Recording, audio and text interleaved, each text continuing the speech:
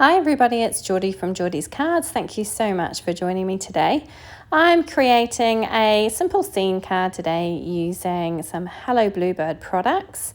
I really wanted to use these. I've got them recently and haven't used them yet, so I was really happy to have a chance to play around with them. So I'm using the Hello Bluebird Tree Neighbours stamp set, and I've got the coordinating dies this time. And I'm using this partly cloudy Slimline die, which also comes from Hello Bluebird. I'm just going to be using that as a frame. So I've gone ahead and cut a piece of Bristol Smooth cardstock. This measures 8.5 by 3.5 inches. And I'm just using a piece of low tack tape to mask off some of the bottom. I'm going to do very simple ink blending today, creating a sky and a bit of ground. So I'm using some tumbled glass Distress Oxide first, and I'm going to go over and just kind of put that all over my panel, apart from that bottom part that I've masked off. And then I'm going to go in with some broken china, just to add a little bit of depth to the top. So just going in with that broken china now at the top, and going to blend down towards that tumbled glass. It's quite a light and pale kind of sky, nothing too fancy, as I say, just some quite simple ink blending.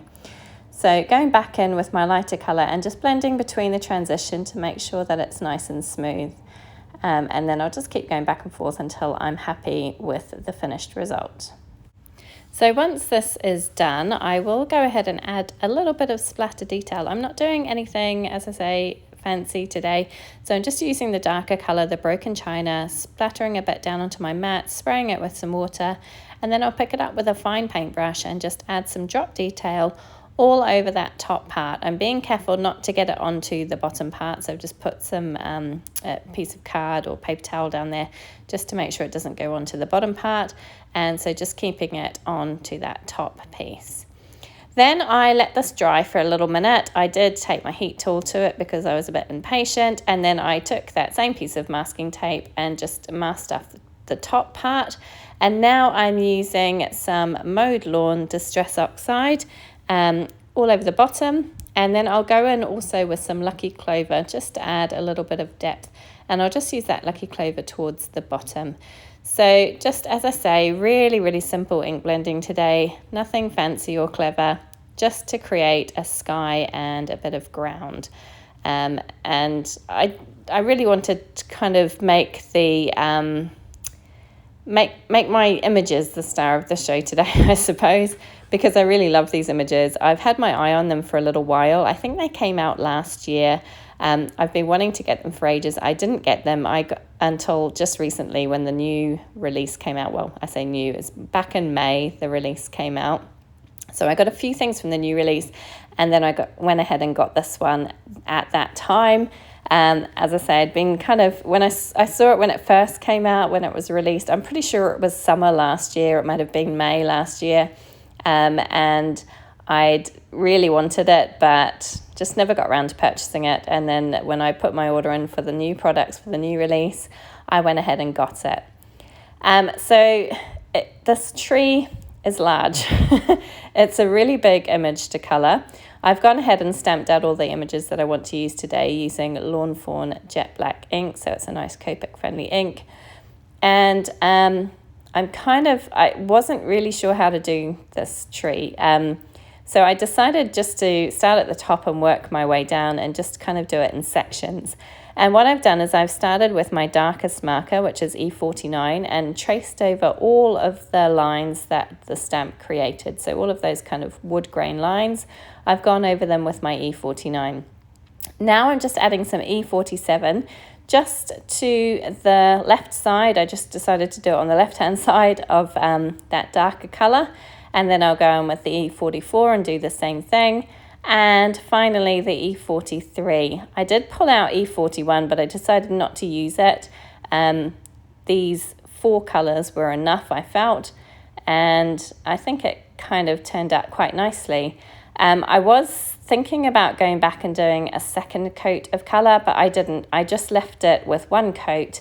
I think like wood's meant to kind of look a little bit grainy, and a little bit textured. So I kind of just left it as it was, and I was quite happy with how it turned out. It's my first time, as I say, colouring these images, so I wasn't really sure how to tackle this one, especially with it being so big, but I think it turned out quite nicely, so I was pleased in the end. And I don't know what it was about these images that I just kind of fell in love with, but I think it might be that little possum that's hanging by his tail. I've not seen a possum in another stamp set, and I did kind of just think he was really, really cute. I think you call them opossums in the States. In New Zealand, where I'm from, possums are a huge pest. They are an introduced species to New Zealand, and they're really, really bad for the environment in New Zealand. They kill a lot of our native bird species. They also they like to eat a lot of our native trees. So they're kind of a real pest in New Zealand. And they're not the kind of cute little possums that you see in the States. They're kind of, I don't know whether it's just because they're pests and everyone doesn't like them in New Zealand, but yeah, they were introduced, I think, by European settlers many years ago, and they took to New Zealand very happily and have kind of, just taken over, run wild. So they're a bit of a pest in New Zealand, but this one is particularly cute, and I really like him, and I just kind of fell in love with him. And of course, all the other images in the stamp set are really, really gorgeous as well. And it's a huge stamp set. I mean, it was, I think it was $25 or $24.99, and the matching die was the same price. So it was quite a pricey stamp and die set. And I think perhaps that's what put me off for so long. But it is huge, and you do get a lot of images in there. You've got a bear, you've got foxes, you've got rabbits, you've got squirrels, you've got the little possum, you've got the little owl. So there's some birds as well. I think I coloured a bird. So loads and loads of images, and I really, really like them. And I was kind of tossing up. They've got a stamp set, or two stamp sets called Word Buddies. They've got a Word Buddies Jungle and a Word Buddies Woodland. And I was tossing up with the idea of buying those sets, but I kind of figured that a lot of the images in this set would work in a similar kind of way. So the images in this set are designed to look like they're kind of sat hanging out of those little holes in the tree. So they could definitely work if you have one of those large word dies. They could definitely work kind of perched on top of the words as well. So I didn't go ahead and buy the Word Buddies stamp sets. I just got this one, and I kind of figured that I could use them in that way anyway. So that was my justification for spending so much on a stamp set. But I'm really, really happy with them. They are lovely, and I was really excited to finally get a chance to have a play around with them today and see what I could come up with. I have gone for quite a simple card today. It's quite a flat one-layer card, nothing particularly fancy, but just a kind of, sometimes it's nice just to have a simple card with some, little critters on it, set aside for a birthday or something like that. So that's what I decided to do. Nothing fancy, just a flat one-layer card, but with these really cute critters. So my tree is pretty much finished apart from the leaves. I did kind of blend in outside of the lines. I can't speak today, I'm so sorry. So I went in with my colourless blender just to push that colour back out again. And now I'm doing the leaves, and I'm using YG45 and YG41 for my leaves. I really like this colour combination. I think they're kind of a nice spring, summer kind of leaf colour, if that makes sense. I really, really like them. And then next up I moved on to my owl, and I'm using my E70 markers for my owl. I really like E70s for an owl. They're a little bit darker, so I'm using E79, E77, E74, E71 and E70, but I'll just use the darker three, so 79, 77 and 74 on the top of his head and on his little wings to the side. And then I'll use the lighter two colours for the centre part of his body. And I kind of like the way they come from the same colour family, so the colours work well together, but you get that nice contrast between light and dark. And I think these colours work really nicely for a little owl. I really like them. And then I decided to do his eyes orange, which might be a bit controversial, I don't know. But owls have the owls I've seen anyway, have really striking eyes, and I wanted to try and do the same for mine. So I am using YR24 and YR21 for his eyes. But yeah, you can obviously colour these any way you like. You could keep them white as well if you wanted to. But I just thought I would colour them in an orangey kind of colour. Then I'm using YR18 for his little beak and his feet. And that was him done. Next, I moved on to my favourite guy, the little possum. And I was kind of debating what colours to do him, but I decided to go for warm greys. So I'm using W5, W3, W1 and W0. And I'm just laying in, as always, my darkest marker and then blending out towards lightest. And I'm starting with his body, and I'm going to leave his little feet and most of his tail. And I'm going to use a pink marker, actually R20 on that. I kind of just like the look of that. I just thought little pink feet and tail would be quite sweet. So just starting with his body, laying in those darker markers, and then leaving his belly for that lightest W0 marker. And then I am adding a bit of W0 to his tail, but I will go over that again with my R20. And I'll do the same on his little ears as well. So the other great thing I love about this little possum is that he has the little part of his tail that's meant to be wrapped around the tree as a separate stamp and obviously a separate die if you've got the coordinating dies. So I really like that because you can kind of make it look like it's wrapped around the tree. So I went ahead and coloured those parts as well, and I coloured them exactly the same way as I've coloured them here on the big guy. And you can just see them just below his head there, those two little kind of lines. That's what that is for. It's his little tail, and it's meant to look like it's wrapped around the tree. And I thought that was a really nice little detail to add. So I finished with him and quite happy with how he's turned out. And now I'm moving on to my little squirrel. I'm going to use E17, E15 and E11 for him. I thought about doing him as a grey squirrel, but I figured with my grey possum I'd do him kind of a red squirrel. And then I've got my fox, which is also going to be a red colour, but I've used a different colour combination for him.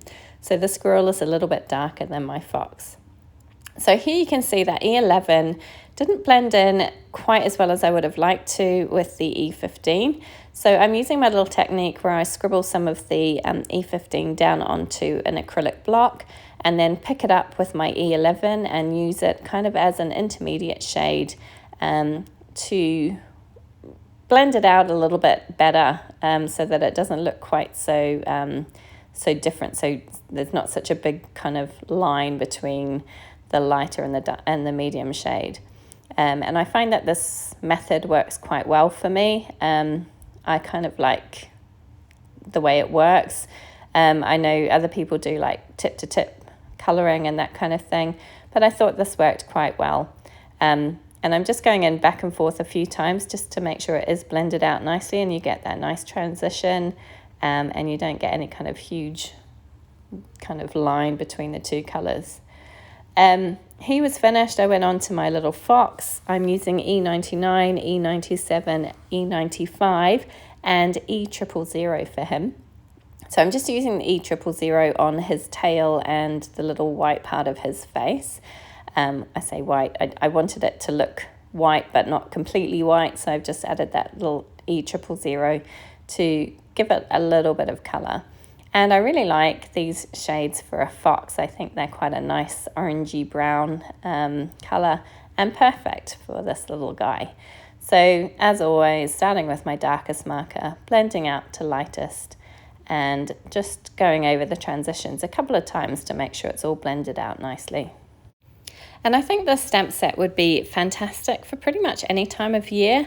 I do believe there is a Christmas kind of add-on, so you can make the tree look like it's kind of decked out for Christmas. I believe that's with the set. I would have to double check, but I'm pretty sure there is like a little set for decking out the tree. But you could definitely use it for fall and spring and summer as well. I think it's perfect. There are a few kind of individual leaves, so you could definitely make it look like a fall tree or an autumn tree with the leaves falling down, and I really like it. So it's a really lovely versatile set and could certainly be used for a lot of different occasions. There are only 2 sentiments in this set, but I think one says thank you, and the other one is the one that I've used today, which is hello friend, I think. I'd have to double check now. But yeah, it would be fine to use as a thank you card, as a birthday card, which is what I'm using it for today, just as a kind of hi, hello card. And I really like that it's quite a versatile set. So onto my little bunny rabbit, I'm using E51, E53 and E50 for him. These are my favorite markers for a little bunny. I love that kind of soft vanilla-y type look. And then it's just my little bird, which I'm going to colour in BG10 and BG11. So I'm leaving his little belly blank for the time being, because I'm going to go in with some Y00 to give him a little yellow belly, just because I thought that looked kind of sweet. And yeah, then all of my Copic colouring is done. But as always, I will go in with a little bit of white jelly roll pen. I'm using my Sakura white jelly roll pen just to add some highlight details to everything. So I was trying to zoom out there and I zoomed in instead. So I just turned my camera off and started again. So adding some white jelly roll pen detail to all of my images. I don't have any kind of rule for doing this. I do what I think looks right. You know, it's probably not. I'm sure there'll be somebody out there that's thinking, why are you putting it there? That's not right. But, you know, it kind of works for me, and I do what I think is okay, and I feel that it looks all right. So that's the main thing. And it just adds a little bit of dimension, a little bit more pop, if you like, to your images. And yeah, I kind of like the way that looks. Once I've done all of this, I will go ahead and cut them out with the coordinating dies. I bought the coordinating dies simply because the tree is pretty big, and cutting the holes in the tree, I think, would be a little bit time consuming if you're doing it by hand, fussy cutting. So the coordinating dies were the way to go for me. So I've cut them all out, and now I'm going to stick in the little rabbit and the little squirrel, because they have little kind of cutout details which the die cuts out for you, so that they look like they're kind of perched inside the tree and hanging out the window, so to speak. So I'm gluing them in first before I do anything else. So I'm going to have the rabbit on the bottom, the squirrel in the middle, and then I'm going to have the little owl on the top. But he's just literally going to be perched inside, so I don't need to worry about gluing him down at the moment. So I'm just attaching them. And then I've got these bits of scrap. This is Lawn Fawn wood grain cardstock. I think it's just called dark brown, but I'm just attaching little scraps of that behind these little windows so that they don't look completely blank and look like they are, in fact, the inside of the tree.